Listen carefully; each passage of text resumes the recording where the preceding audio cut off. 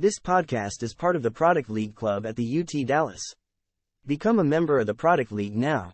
Visit www.theproductleague.com for more information. So product management is like raising a baby, Visal.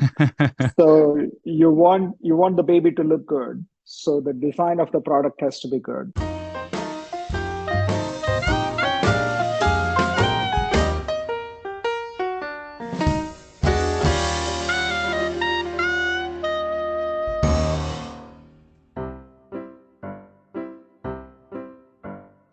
Product management is one of the hottest careers in technology. Product managers are the silent heroes of innovation. I am interested in being a product manager, but what is it that you even do? Product management is a very dynamic role.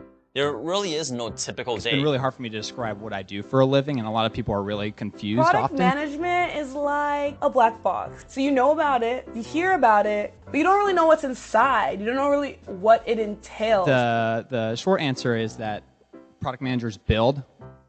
Welcome to the Product League podcast, the podcast where we explore the exciting world of building and improving products. I'm your host, Visar, and I'm a student at University of Texas at Dallas doing my master's in IT and management with a focus track on digital product management. I've also co-founded a product management club at UT Dallas along with 40 students called the Product League, which this podcast is a part of. Also, I'm very excited for the summer as I'm going to be doing an internship at CBRE as a product management intern. So you can say I'm pretty serious in becoming a product manager, and this podcast is a continuation of my journey to become one. As a host, I'm not coming off as a person who really knows things. In this podcast, I am a learner, and I will ask all the stupid questions that exist to better prepare for this career path. Along the way, I hope you will learn something new as well. Now let me ask you a question. Have you ever struggled to explain what product management is? Well, you're not alone. Whenever I try to do so myself, I find myself talking all over the place, as the role really has a broad scope. So in this podcast, we'll explore the reasons why product management defies a simple definition. We'll uncover the complexities that make this role both intriguing and difficult to pin down. So join me as we embark on a journey to unravel the enigma that is product management.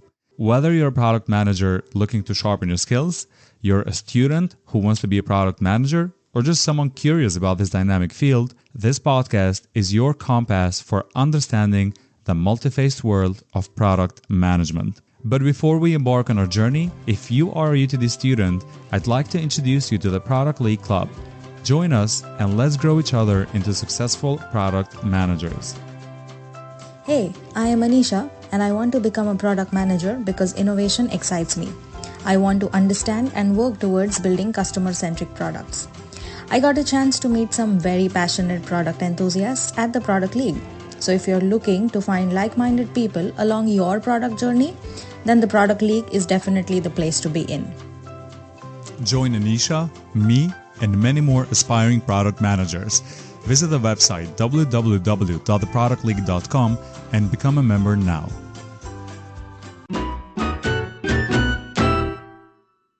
In the very first episode of this podcast, of course, I'm joined by my professor of digital product management, which at the same time is our advisor at the UTD Product League Club.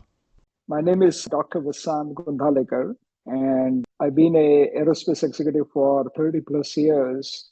And I also teach the product management class at UT Dallas. Professor Vasant has an incredible academic and professional experience, as listed on his LinkedIn, and my challenge is to do it all in one breath. Here are his academic achievements. Wait, let me take a deep breath. He did his bachelor's in physics and statistics at the University of Bombay, master's in solid-state physics at the University of Bombay, mini MBA at the Wichita State University, master's in physics at the Wichita State University, PhD in mechanical engineering at the Wichita State University, Harvard Business School, executive education, leading new product development, Thunderbolt School of Global Management, executive leadership program, The Ohio State University, Growth Leadership Program, Duke University, Senior Executive Leadership Program. Whew. Okay, I couldn't do it in one breath. I cheated.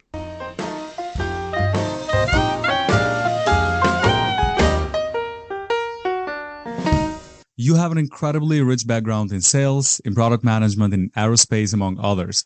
So can you tell us your career journey that led you to become a professor of product management? Sure, Visar. So, like I mentioned in my introduction, I've been a aerospace executive for 30 plus years. Did a variety of roles there. My PhD is in mechanical engineering.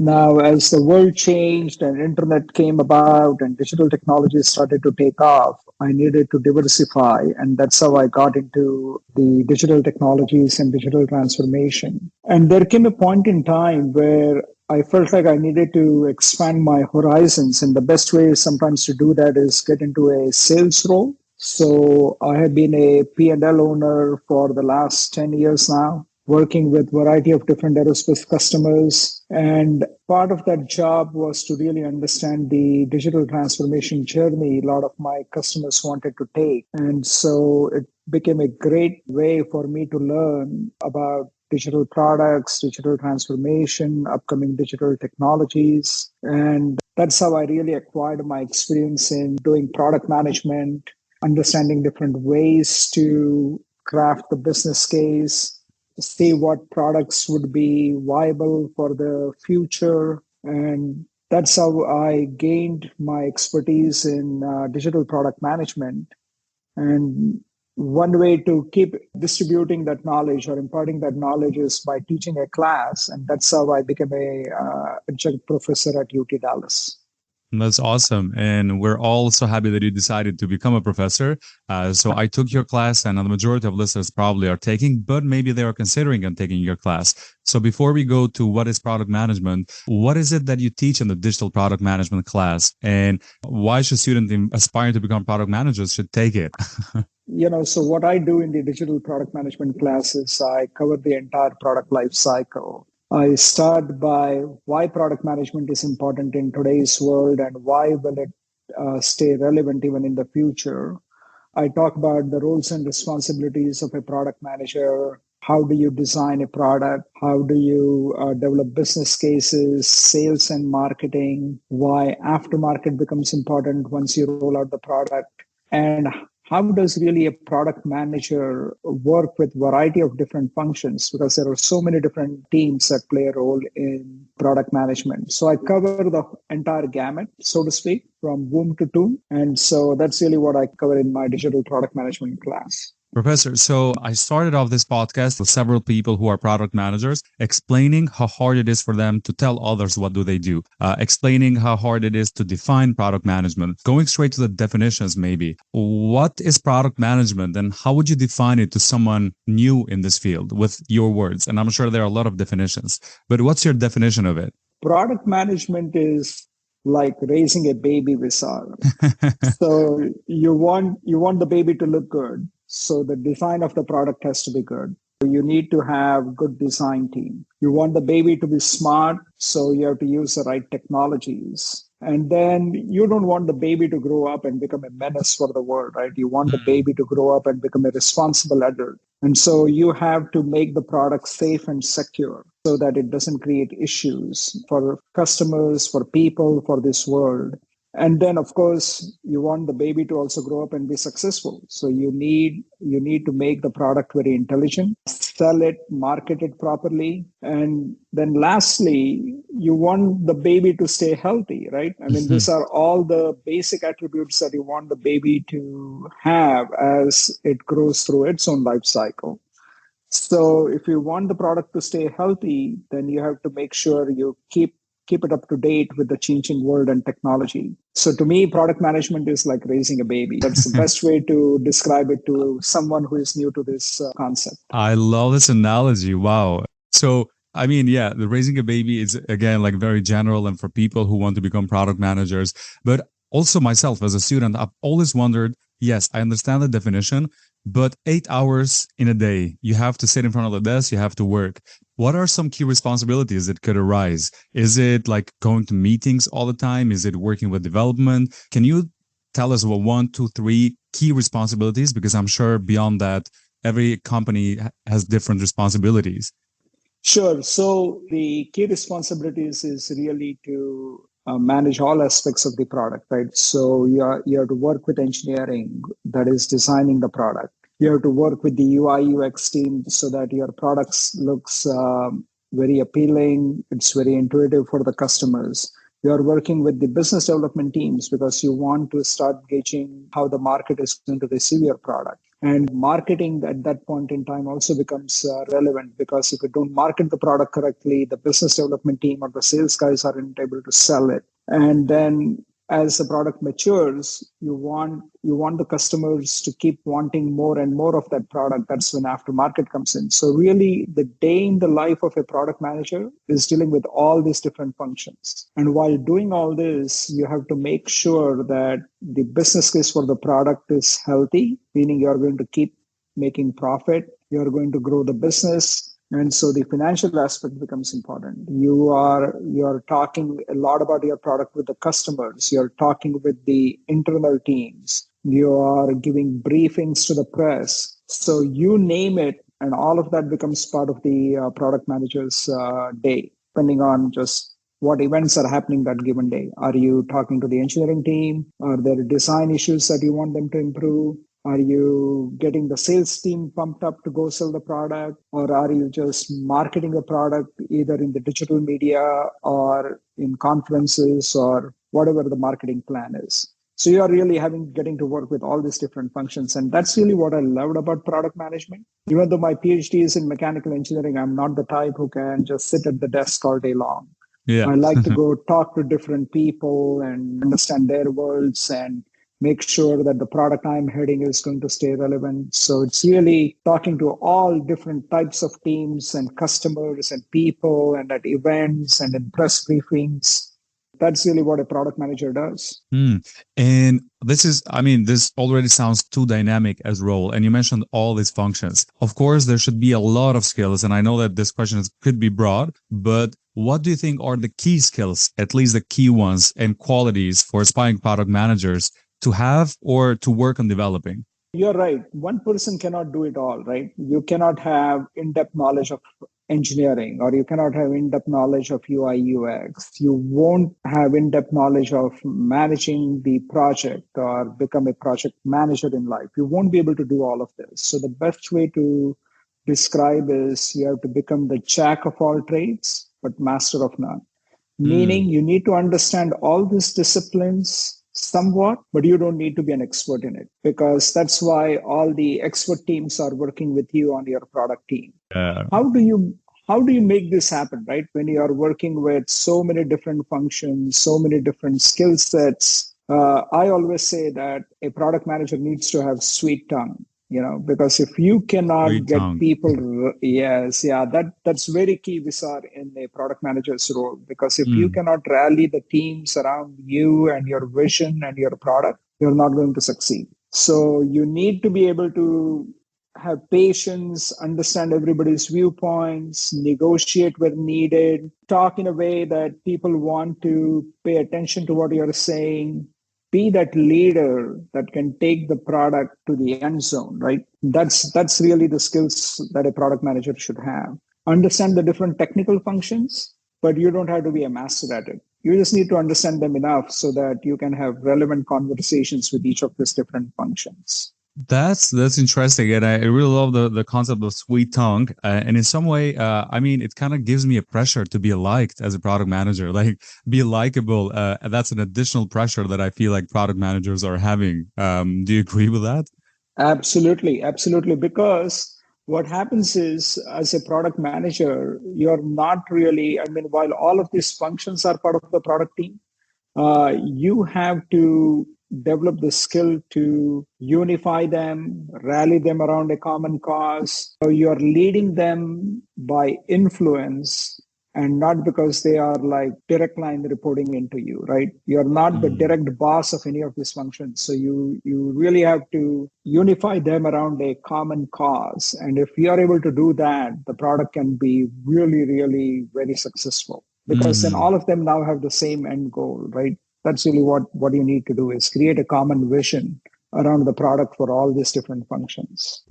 And Professor, I want to talk about the challenges. And I mean, as I just said, honestly, for me, maybe being likable is an added pressure, but that's a sweet challenge to have. Now, as I've stated previously several times, I come from a business background. And speaking of a challenge on product management, I lack the technical knowledge. And I can see myself like not understanding developers and the technical team. So I'm worried about that. So I'm working on getting myself more technical knowledge. But let's clear this for once and for all. Do you need to be technical to be a product manager? Yes and no. And the reason why that answer is vague, Visar, is you need to have some basic understanding of the functions, right? Because you don't want the individual functional teams to come tell you something that can derail your product. So you need to have enough understanding to ask basic questions, understand why certain feedback is being given to you, and then kind of be able to negotiate to see, okay, how do you get the schedule back on track, or how are you going to get the cost back on track? So you need to have some basic technical knowledge. But like I said earlier, you don't need to be a master at it. So you don't need to be the technical expert. You just need to have enough understanding of the various technical functions. And as a product manager, the biggest challenge you're going to face, going back to the baby analogy, right? Everybody will want to raise that baby their way. And so you will need to stay stubborn on the vision, but flexible on the details, because guess what? Products can be copied. It happens all the time in the market, right? But the brand name cannot be copied. The brands always stay unique. And what is a brand? Brand is nothing but the vision behind the products that the company is doing. And so you have to stay stubborn on the vision, but you can be flexible on the details as to how do you get to that same finish line through a different way. That is, I feel that has been the biggest challenge that I have seen in product development in my career, is keeping the team focused towards the common goal, the common vision, because they all want to have a say in it for right reasons in their own mind. But sometimes it may not fit the bigger vision behind the product. And so you have to keep steering everybody towards the same finish line. And you have to do that without authority, right? So as a product manager, you have to lead by authority. Correct. Yeah, correct. Exactly. How is that even possible? It is possible. There are many, many successful product managers in this world, right? So it is possible. You just have to develop that trust with all these different functions. They have to feel like you do lend them a listening ear when they have feedback. You are reasonable in approach. You are not overly demanding. And you're constantly rallying everybody towards a common cause, right? As a product manager, if you think about this, your primary job function is to lead the people. That's what I mean by being stubborn around the vision, is leading the people to have that same vision that you do for the product. And the technical details will fall in place once you get people on board, once they start trusting you. It's all about leadership, right? As to how do you take everybody towards that same common goal. And while it sounds very difficult, trust me, Visar, in real life, it is not. Because just as much as you want the product to be successful, all these functions also want the product to be successful. Because the guys who developed Netflix, or the guys who came out with Uber, guess what? Those UI UX developers, the design team, the sales and marketing team, the engineering team behind it, the software developers, they all feel proud about that product as well, right? Because they all feel like they develop the software. The sales and marketing guys think, man, we made this happen across the world. So they all have a skin in that game, right? They have that same level of pride. So while all this sounds very challenging, it is not, because you just have to be a good leader of the people, and you are constantly talking to the people about the idea behind the product and what's important for the product and why is it important. And the more you educate the team, the more they buy into it, the more trust develops, and you come out with a great, successful product. So it sounds onerous, but it is not. It is not, right? I guess I'm thinking of a scenario in like maybe the average company in which you say something and they say, no, we're not going to do this. So I'm like, if I don't have authority to tell them this is how we're going to do it, how am I going to do it? But I believe with what you're saying and with my understanding, product management opens up to a new mindset to a company in which all people work together versus who is the boss and who is not. So I guess that's an added value to people who don't want to have don't want to boss around, but they want to collaborate with people. Would you agree with that? Absolutely, absolutely. And in fact, the best way to describe a product manager's life, Deep Nishar, who is the vice president of products at LinkedIn, he in one of the events had said this, that a great product manager has the brain of an engineer, the heart of a designer, and the speech of a diplomat. Okay. If you do that, you don't need direct line authority on anybody, right? You can get everybody convinced to do what you want them to do. Mm-hmm. So I want to do justice to technical people as well, because I might be biased and I might be asking a lot of questions about business to technical and product management. But there are a lot of students who come from a technical background and maybe they haven't had the chance to be diplomats. They haven't had a chance to communicate and to have those leadership skills. So what would be your tips to those students who are transitioning from a technical background to product management, which requires them to have additional skills in business? So it is a journey, right? You don't become a product manager right out of gate. You have to gain some experience, because if you take a look at for a lack of a better word, the Zen zone, right? Meaning the intersection of all different functions, design, business, technology, or customer. So you may have background, your core strength might be in UI UX as design, but you don't know much about how to deal with customers or how to deal with business. Well, guess what? If you want to be a product manager in life, you have to get out of your comfort zone. You have to become part of those functions. Sometimes you may have to take a lateral move in your career just so that you go learn how to be a good business guy, or you have to take a lateral move to go become part of the aftermarket division just so you get to work with the customers and understand what their issues are and how to take care of the customers.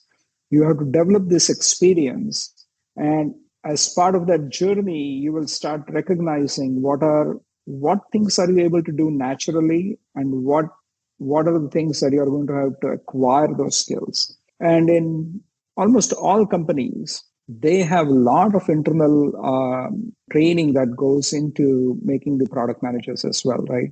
There are presentation skills training. They put you through, for a lack of a better word, what is called the charm school, right? As to how to talk like a diplomat, where you make the other person feel like that person is the only person that's very important when you're talking to that person. When you slowly start developing the skills, and then once you acquire enough mass of those skills, then you get to become the product manager, and you keep honing those skills, right? You keep getting better at those skills. And then that's really how you become a very, very successful product manager. It is the journey. It doesn't happen overnight. No technical person will be able to acquire these skills overnight. I'm saying this from my own experience. In my 30 years, 20 years, I was doing pure engineering, right? And I used to get few chances here or there to work with the customers and be in front of an audience to talk about the engineering behind the product. But then once I made the conscious decision that this is what I want to do, I removed myself from my engineering comfort zone and I said, okay, I'm going to become a salesperson. Guess what? The first year was really horrible, right? I mean, I was learning so much that rather than selling, it became like a year of education for me. But as long as you're learning and you're acquiring those skills, it all plays out. And you need to have that dedication towards whatever the goal that you're after, right? And once you have that dedication, everything else starts to fall in place. And Professor, you said about becoming a successful product manager. So like my interest is what makes a product manager successful, because it's such a generalist job. It's not that it does have KPIs. I've read everywhere actually that a successful product manager is based on how successful a product is. So that's another added pressure to this role. If the product fails, are you a bad product manager? What is the definition of successful product manager? Remember, I talked about this a lot in the class. It's all about the money, right? It's all about how how well you are able to grow the business for the company or for your own company if you are going to be part of a startup. But it's all about the money. If you are making if you're bringing in lots of revenue and making lots of profit, obviously that becomes a very easy KPI to say, okay, he or she was a very successful product manager. But sometimes things don't play out.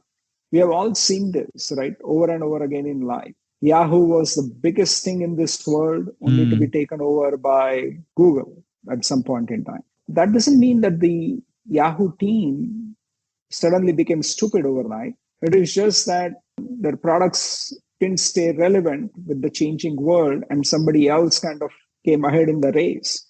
And so to me, it also depends then a lot about the company culture. Sometimes the best education that you get is through a failure rather than success. And as long as you're learning from your mistakes, learning from your failures, you will be all right. Just because the product didn't well doesn't mean you're a bad product manager. It's just that you learned a few things because there were some mistakes made along the way. And one of my mentors who I really truly have always been grateful in my career used to say this to me. The biggest thing anybody in this world has to learn is to not touch the hot plate twice.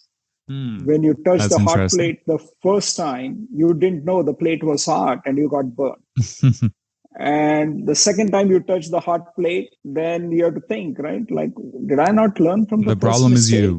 Is you. Right, and if you keep touching the hot plate, obviously you're not going to stay relevant in any company, right? So the issue is when you touch the hot plate, you have to kind of think through it. Why did I touch the hot plate? What data did I not have? What was I not paying attention to? And how do I not repeat that mistake? As long as you're doing that, there is no such thing as a bad product manager, because one way or the other, you will figure out a way to become successful in your next venture. Mm-hmm. So although a successful product gives you credibility as a product manager, an unsuccessful one does not fail you entirely as a PM. Correct. That's important to know. Very important to know. Yeah, awesome. Absolutely. So, Professor, during your class as well, you held 2 lectures on what else a product manager should be aware of. 2 lectures, like 6 hours of all of this. Yeah. And then you touched points such as project management basics, team utilization, contracts, which I never thought we were going to talk about that, cloud computing, cybersecurity, among others. So I know you say we should just be aware of that, but if as students we have a lot of time, right? Should we pursue certifications, for example, in pretty much all of them? Should we really spend the time to learn, for example, get a cloud computing certificate, cybersecurity certificate, all of that to really guarantee success? Or how should we approach this? Because there are a lot of skills. Should we tackle them one by one? Or what's the strategy here from your perspective? If you have the time, right, comes back to there is no alternative to hard work. So more knowledge you gain, the better off you are. And sometimes that knowledge can be exhibited through the certificates that you get. Other times you may decide that I'll go after this because it's like a 6-hour online certification course and I'll go finish that because that will give you the basic understanding of UI, UX, or it gives me the basic understanding of project management. Do you really need certification for every function? The answer is no. So this is something that you have to decide, right? Like, okay, how much time do I have? And if the certification class is such where you have the time and you can get it done, might as well get it done. But I lay more emphasis on acquiring knowledge rather than certification. If you have completed those online classes and you have good understanding, that's good enough. Because again, as a product manager, you just need to have the basic understanding of all these different functions. Because you will always have a core part, right? It comes back to either you are an expert in design, you are an expert in business, you are an expert in technology, or you are an expert in customer-facing roles. One of these areas you have to be like the expert.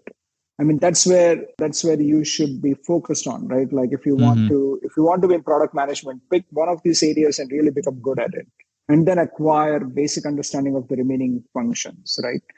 So develop one core skill and acquire just basic understanding of the other skills. Okay, and Professor, speaking about the direction, whenever I tell people I want to be product manager, I'm working on becoming a product manager, some of them ask me like, oh, what industry would you like to work on? And I really don't have an answer right now. So I always tell them, I'll see, like whatever happens, happens. I'll see, I'll figure that out. Am I wrong for doing that? Should I identify an industry straight away and focus towards that while I'm building myself as a product manager? Absolutely not. Absolutely Okay. not. Cool. You know, the goal for students who are graduating, their first goal should be to get that first job, right? Because unless you crack open the door, the journey isn't going to start. So I always coach everybody saying, take the first job that comes your way. And then once you get an entry, keep a very curious mind, speak with as many different functions as possible. To answer your question, you don't have to be specific about the industry. Just get in whatever industry you can and then just go after it. So as the advisor of the Product League, why do you suggest aspiring product managers at UTD to join the Product League Club? So the answer to that question, Visar, is if you want to be part of the future, if you want to stay relevant in this world, you have to create the future. And what better way than to be a product leader? And if you want to become a product leader, you want to get into product management, then that's when you should be joining the Product League Club, where you get to network with product managers, where you get to hear some war stories, so to speak, about, what happens in the product management industry, what lessons get learned, what technologies are getting relevant. So many of us weren't thinking ChatGPT or AI just a few months back, and look how much the world has changed. If you really want to understand what's going on, it's the clubs like the Product League Club where the speakers will come share their knowledge. You will get to network with people who are being product managers or who want to become product managers. We can learn so much even from each other, right? Because now you have people with common goal or common vision or common aspiration coming together. We have only 24 hours in the day. Not everybody can be doing the same thing or all the things during those 24 hours. And you just get to hear things from each other, right? That, hey, I was on LinkedIn and I came across this product management group and they were talking about X, Y, and Z. Those are the benefits of a club like Product League Club. And that's why I highly, highly encourage students to join such clubs, because it's a great way to really expand your horizon, expand your understanding. So hopefully this podcast whoever hears, they hear this and they become members of the club.